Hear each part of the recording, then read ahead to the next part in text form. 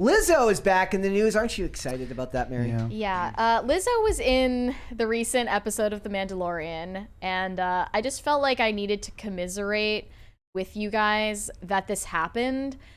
She essentially played the matriarch of a communist utopia where they force droids to do all of their work. And I don't think that makes sense even in context, since other societies have droids and don't make droids do all of their work, just some of it. But they have to like go on this side quest where Lizzo tells them to go like kill these rogue droids that are killing people, and then they come back and they essentially get key to the planet that was invented solely for the Mandalorian series, to my understanding. Jack Black played her husband. Christopher Lloyd also was in this episode in a cameo. They're just throwing cameos at the wall to see what sticks. Yeah, there have been a bunch of because they know the content sucks. It's just like She-Hulk bringing on Megan Thee Stallion. It's just like even the CMT Awards bringing on Megan Thee Stallion.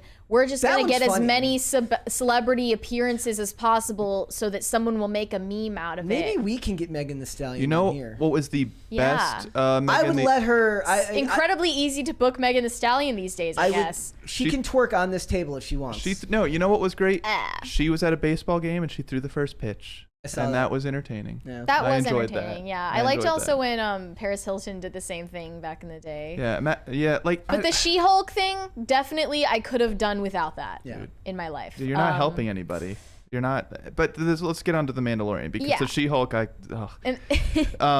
I saw this by accident this morning. Not the whole episode, just this clip. Yeah, you just fell on your remote, and then the clip was on Twitter. Yeah, the clip was on Twitter. It made the rounds, and I honestly thought this was fan fiction.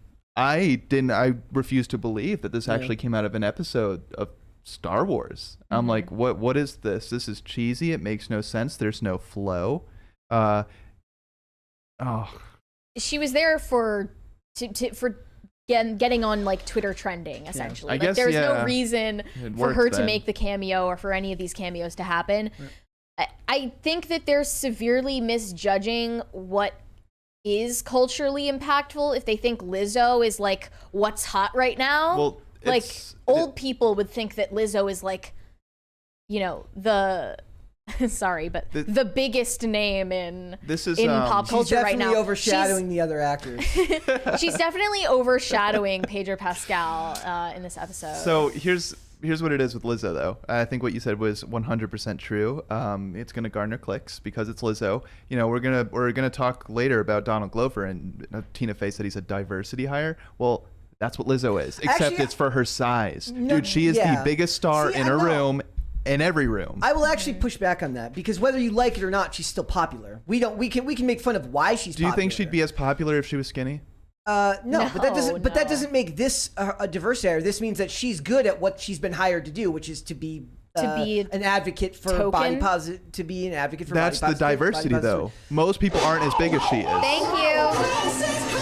We could have had. I like the Christ. I like when is that Carter? Singing. I like that part. Look, she I still think her name carries value. To a lot of people, you know who she is. Yes, you know why, but a lot of people also point out that she's also considered a talented musician. She's just a talented musician who has a gimmick. And the gimmick is her size. Why do you have to have a gimmick or some token trait that makes you marketable from a DEI, ESG perspective? And why can your talent not carry you to the top anymore? Why is that not enough? It is either that or nepotism that gets you to the top now. The market is too It's never saturated. talent. Exactly. I mean, she's a good singer, and she's good at playing the flute, and I'm sure she'd be better at dancing if she lost some weight. I'd love to see more of the flute, honestly. I would like to see more of that. Yet her talent is not enough to make her who she is. Whose is these days? Like, almost everybody has some type of hook to their stardom. That's what I'm saying. That's disheartening that talent isn't what our culture celebrates. It's your surface level, cheap like immutable traits that have nothing to do with you. You literally have to be part of so much media now that you need some type of hook. Like, right. Okay, so she's a good singer, I guess. I don't really think anything special of her music. And but even then, it like has nothing to do with her being on The Mandalorian. It has nothing to do with Well, that's singing. my issue. Is like, okay, I will admit there's a couple songs that were radio hits, and I'll bop my head along when they come on. But I don't need to see her in Star Wars. How does 1 + 1 = 3? Corporate synergy. You have to cross promote. Like, what genuine Star Wars fans were watching this and like thank goodness Lizzo's here. Like, Lizzo, my favorite pop star on my favorite Disney the Star show? Wars fans that had an opinion worth anything stopped How in watching. deep do you have to be in the wokeness to celebrate this and like think that this is a good thing? Like, any genuine Star Wars fan is watching this knowing that this is not canon. This is not actually Star Wars. This is some cheap imitation of it. I don't. Get George Lucas. There was a cameo from Sasha Banks that like I try to be fair, right? Like if I don't care that Sasha Banks is on there, I don't care if Lizzo's on there. I do think that right now there's so much media being produced and you have to be in the public eye so much more than you used to have to be back in the day. When you were a musician back in the day, you did your concerts, you did your press tours, and that was really it. You need a constant social presence now, and that requires some type of hook to keep people interested. I don't want the cameos for the same reason I don't want them to keep doing reboots. Like having a cameo is basically like, we couldn't find a new actor that was worth anything, so let's just go pay a bunch of money for a name people know. It's like, dude, that's lazy. Whatever. It is lazy. I want to address whatever in the chat says Three Ninjas was a good movie. Rob Schneider was in it, if I'm remembering correctly. I believe you're thinking of Surf Ninjas, which is also a masterpiece, just like Three Ninjas. Back on topic. Well, anyway, Lizzo's cameo is entirely irrelevant to another war that is being waged against her right now. She's in a shapewear. There's some. It's a big battle going on. Oh, there's a simile in there somewhere. I don't know. So she has this brand collab with Fabletics called Yiddy. I don't know what Yiddy It's a horrible means. name. It is a horrible name. Brett, I sent you the launch that she just did for a collection called Your Skin, and it's essentially just binders and tucking underwear for trans people. That person looks like a fish. That picture? Yeah, it's I don't know if we can even show that on YouTube, but well, it's not nudity, but yeah. So here's what the launch said. When we say we support everybody, we mean it. Or everybody.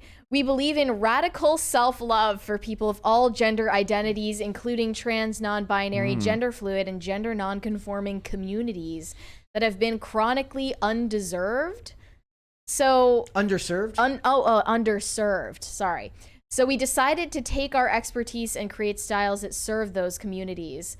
And they basically said, we're releasing a binder top, we're releasing a tucking thong. And I find it really ironic that radical self-love, what it looks like when it's applied in the real world, is hiding aspects of yourself that you hate. I was just going to say, there's That's no such what thing. radical self-love is. It's not a real thing. It's just lying, right? Yeah, because you're too You don't lazy. love it, you're changing it. You're too lazy hiding to eat better or get off the couch.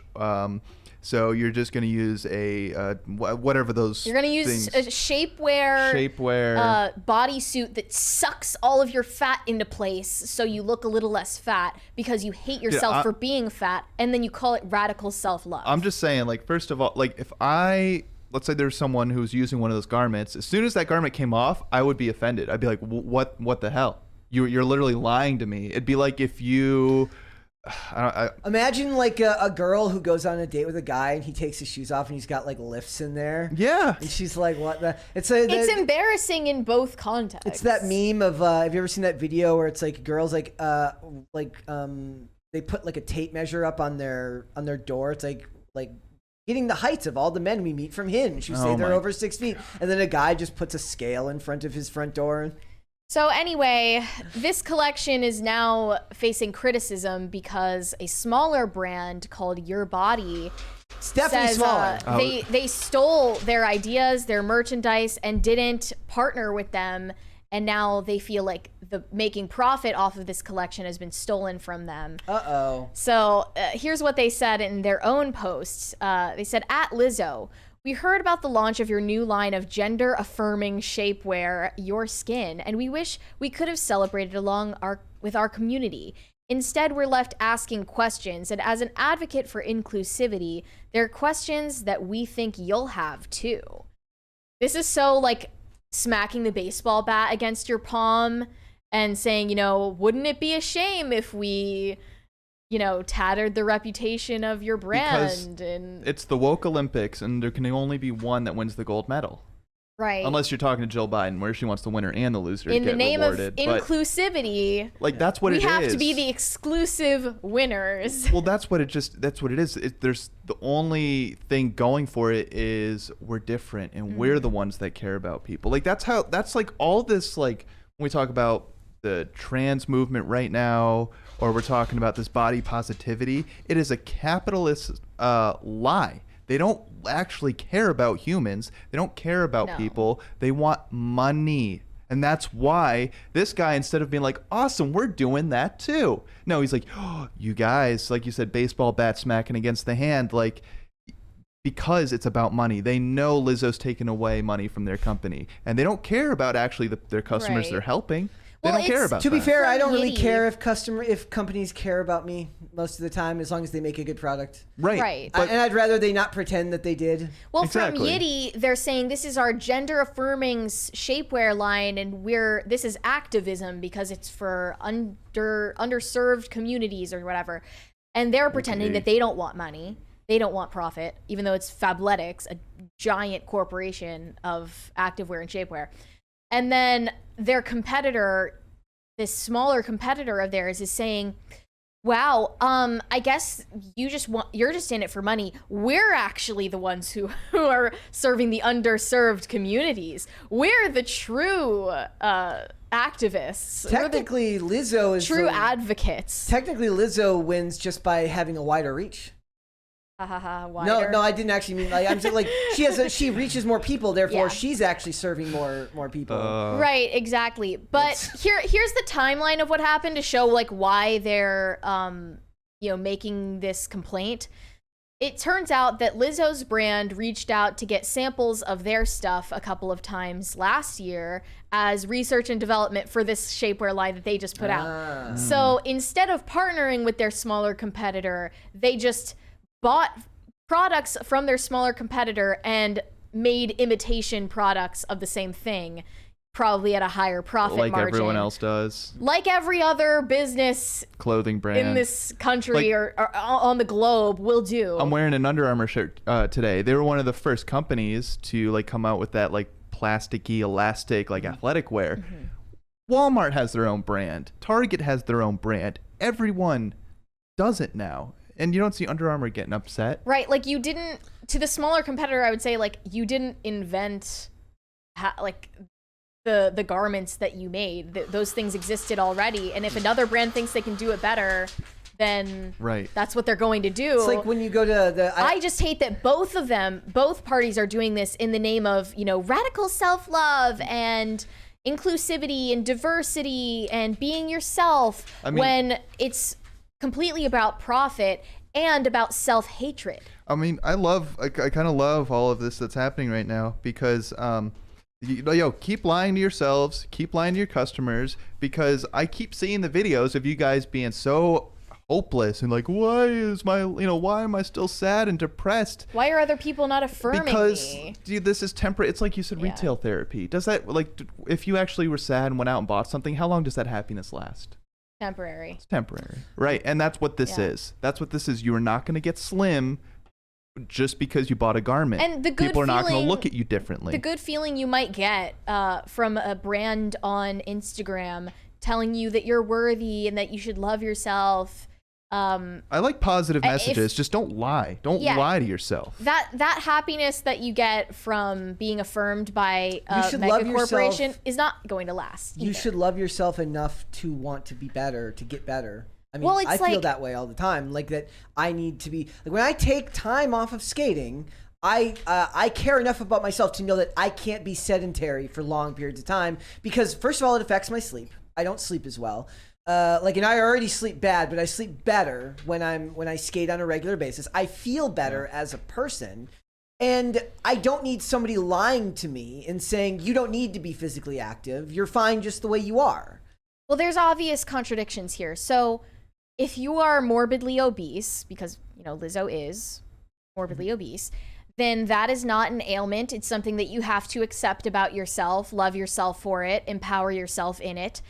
And if you were born with a certain set of genitalia that you feel uncomfortable with, hide it, get surgery to remove it or invert it, in any way possible, cosmetically remove this appendage from your body.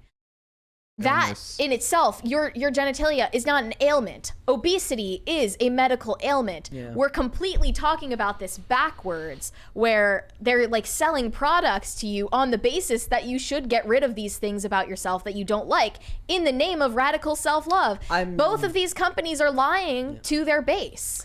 I hate the idea of radical self-love more than just because I feel like it's actually anti-human, because the human condition is the desire to strive and grow, do more, be better. You can't, like, how often, like, when you really think about it, I even have this argument with people when you're talking politics and culture and all these things. A lot of people are just doing things because you need a purpose in life. Right. You need something to work towards.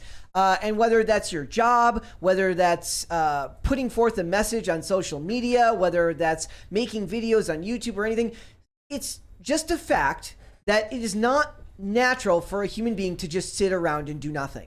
Well, and you need a purpose. And a lot of times that goes hand in hand with needing to be physically active, needing to take care of what you look like, what you feel like on the inside and the outside. We've completely stigmatized bullying. And I'm not advocating for people to go and start hazing. Like you see all the stories, the tragic stories of college hazing that goes too far. I'm not saying that. But when you walk out of your house and you look ridiculous because you're wearing a tutu and a tuxedo top and you've got pink hair and you're 300 pounds overweight and you get weird looks, like, that's society telling you that you're doing something wrong. Yeah, it's funny how when incels are rejected by society, they're told to change, but then this other camp of people who are rejected by society are told that society has to accept them. What's the fundamental difference? Both of these parties... Well, it's true. Yeah. I mean, depending on their identity, I don't know if they identify as a guy. It's very hard to keep up with the rules. It's very hard to keep up with the rules. But, like, in both cases, these people should be told the same thing. Yeah. Take accountability for yourself and yourself only. Make kids don't expect mega corporations to emotionally cater to your needs. Especially if you're going to put like resist in your profile name, and then you're like, I'm part of the resistance as every Fortune 500. And I fund Fabletics at the same time. And I fund Disney at the same time as being, a resistor of the powers that be. I saw one response to this that I feel like the resounding response to this whole controversy was heartening, because people are finally starting to see through the fakery of, companies selling you a product of self-love and diversity and tokenizing people. This one response really encouraged me. It had like thousands of likes on Instagram. They said, "This is such a non-story, a kind of emotional reactionism born from narcissism, not the desire for people to be seen and represented. You don't need to be the center of everything to be visible. There was good faith reaching out, and you are not saved from capitalism just because you have a marginalized identity. This smells like pettiness masquerading as social consciousness, and I wish people understood the difference." None of them actually know what capitalism is. That's my favorite part. They none of them understood the... Well, it seems like they love capitalism more than anybody. They love when companies sell them products. Yes. Because Reason said, "We need more comedic movies, pure comedies that push it so far to the edge. Yes, people get offended, but over time we'll become less offended. Kind of like desensitizing. We should be more offensive." Yeah, that was my take on editing books to make them less offensive. I was like, I want authors who are alive to go back to books they've already written and write them to be more offensive rather than I don't less. think we need to aim to be offensive. Just aim to be funny, and you will by a natural result end up offending some people. To this point, isn't that exactly what this clothing company is doing? Isn't that exactly what the trans movement is doing? Be so out there, the more normal stuff, people are just like, oh, okay. No, because they don't think of it as out there. They think of you as the problem. But isn't it, the result is the same, that's though, why is they it label not? you as cis rather than just calling you normal. Right. That's Yeah. why they also think of all of this as a zero-sum game. Yep. So in this statement, they explicitly say, we think Yiddy has gotten a lot of things right, from terrible amplifying Lizzo's platform to prioritizing size inclusivity, which makes it all the more disappointing to see this opportunity undercut by our experience. We admire Lizzo, and she's been an advocate for inclusion, and we believe she'd be empathetic and aligned with us if she knew this backstory. We want to bring this matter to her attention, and more importantly, stand up for trans lives. It's a zero-sum game because only their brand gets to win out in this situation. If you didn't partner with them, if you didn't make sure they got to profit off of your product, then you're the bad guy. You're the villain. I just imagine like the two like wokest people doing like one of those old cowboy showdowns, and they're like, "This town ain't big enough for both of us." The It's woke like, it are can only always be going one. to eat their own, and like they're going to Highlander. eat a lot. Yeah, it's the human centipede. Wokeness is a human centipede. Thanks for watching. Listen to full episodes of Pop Culture Crisis on Spotify. Keep up with us on social media and make sure you subscribe and ring that bell so you never miss the show. Bye, guys.